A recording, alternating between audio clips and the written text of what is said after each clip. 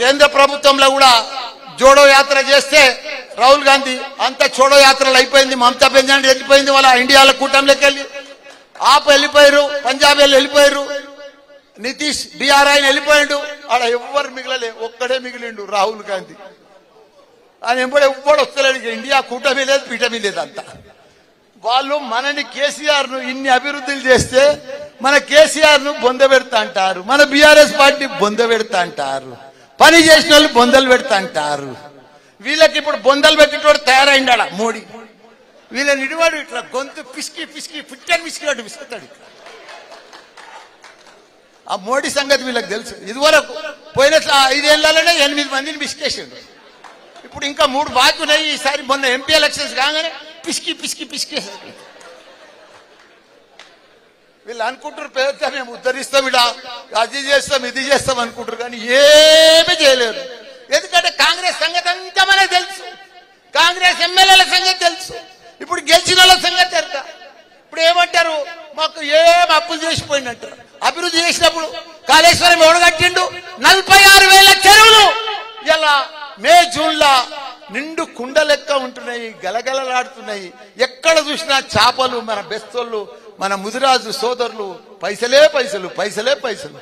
ఇలా కుర్మలకు ఆయనత గొర్రెలు బంధు, బెస్తోళ్లకు ముదిరాజులకు చేపలు బంధు. ఇక అన్ని బందేగా ఇడికెళ్ళి మీకు ఏది వచ్చేది లేదు.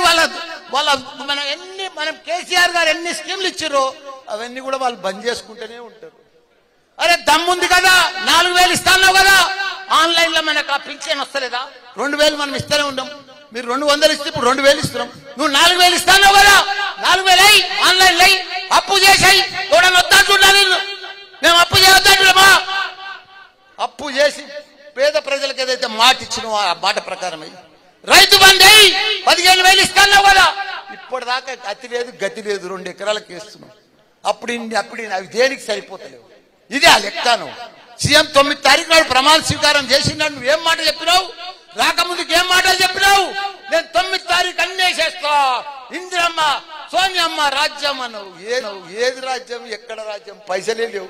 ఉన్నాయని ఎప్పుడు వచ్చినాయని వాళ్ళు ఏమంటారు? ఇంకా మేము లంక బిందెలు వచ్చి ఉంటాయని అనుకున్నాము, మాకు ఉట్టి బిందెలు అన్నారు. లంక బిందెలు పెట్టిపోతే వీళ్ళు అంతా పంచుకుందరు. ఇక మంత్రులు మంచి ఒక్కరికి అవగాహన లేదు, ఒక్కరికి అడ్మినిస్ట్రేషన్ లేదు, ఒక్కరికి కరెక్ట్ పరిపాలన తెలియదు. మన సీఎం కేసీఆర్ ఒక గొప్ప మహాత్ముడా. 40 ఏళ్ళు చరిత్ర ఉన్నది ఆయనకు, రాజకీయం చరిత్ర. 40 ఏళ్ల సంది ఆయన ఎంపీ చేసిండు, ఎమ్మెల్యే చేసిండు, తెలంగాణను తెచ్చిండు, కొట్లాడిండు, సత్యదాకా కొన ప్రాణం దాకా మనం పోయి తెలంగాణను తీసుకొచ్చిండు. అసలు ఆయనను పట్టుకొని రకరకాల మాటలు మాట్లాడుతున్నారు. ఎంత ద్రోహం, ఎంత మాయమాట. ఇదే వాళ్ళ మర్యాద, ఇదే వాళ్ళ క్రమశిక్షణ, ఇదే వాళ్ళ పార్టీ లక్షణాలు. అభివృద్ధి చేసినానే చంపుతారు, అభివృద్ధి చేసినానే బొంద పెడతారు. ఎంత ద్రోహం. పైన భగవంతుడు